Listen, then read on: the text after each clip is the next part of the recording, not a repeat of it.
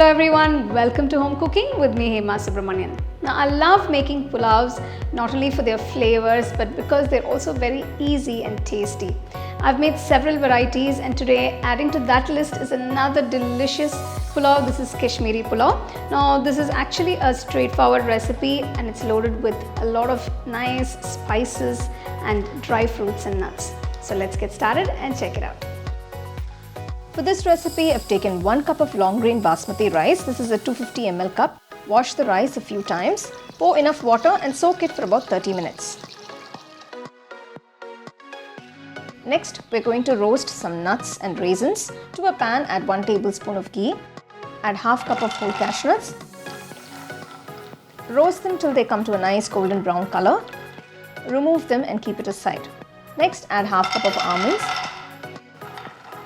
Roast them for about 2 minutes. Remove them from the pan and keep it aside. Next, add quarter cup of raisins. I've used 2 varieties of raisins here. So I've used the large variety and the small ones. So I've just mixed them both. Roast the raisins till they plump up. Remove them from the pan and keep it aside. Next, we're going to fry some onions. To the pan, add about 1 tablespoon of oil. Add a little ghee. Add 1 cup of thinly sliced onions.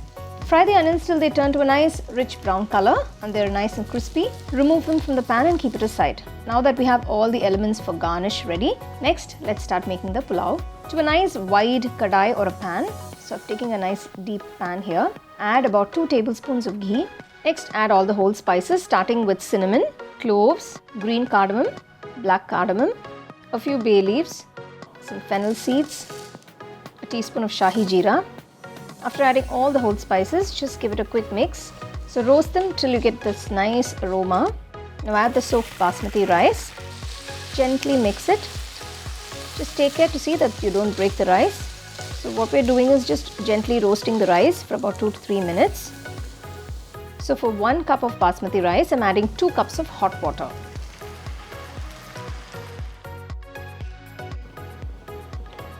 Gently mix it. Now add salt. So you can add the salt according to your taste.